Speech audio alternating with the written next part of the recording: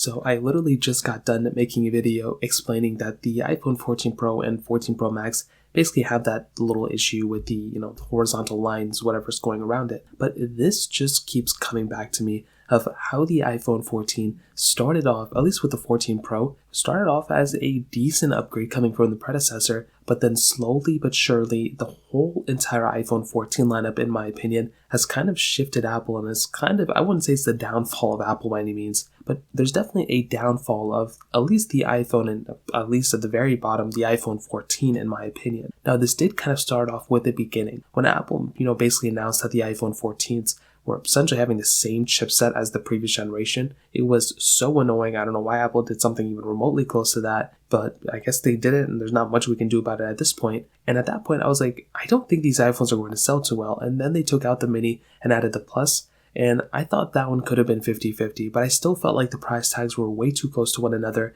and it just, I guess they wanted that latter approach where somebody would start off with the iPhone 14 and somehow make their way up to the iPhone 14 or 14 Pro Max. Same thing with the 14 Plus, and all the rumors and leaks of the sales numbers and whatnot could suggest something very similar to that is actually going on, so that actually could help Apple a little bit. But because of that, they are having a hard time with their cheaper iPhones, like the 14 Plus in particular, so we may or may not get another couple of iPhone 14 Pluses. So that would also be another somewhat, I guess, branch where the iPhone that they made this time around is not even going to be, continuing to be created. Now, another thing, when these iPhones were, originally being shipped out, not anything related to the iPhone 14s in particular, but it was just a bad, set of storm things that happened at the same time. And there were massive delays of the iPhone 14 Pro shipments. A lot of people, and I'm talking about a ton of people who bought their iPhones even a month ago, still haven't gotten their iPhone 14 Pros yet. It's pretty much after the holidays, we're going into the new year, so I'm sure some things will end up changing.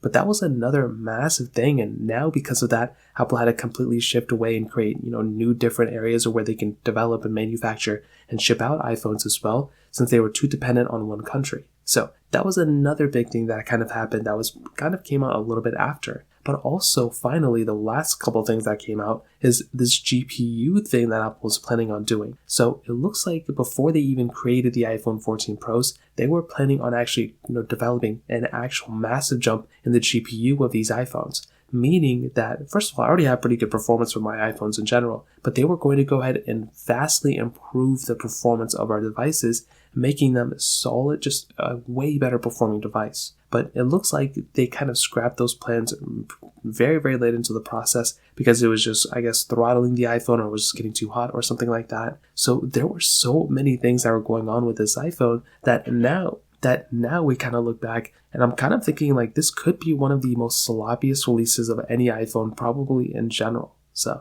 I'd love to hear your thoughts about this. Let me know in the comment section below. Hit the like button, that would mean so much, but definitely hit that subscribe button. More importantly than everything else, I love every single one of you guys. Hopefully I'll catch you guys in the next video. Peace out till then.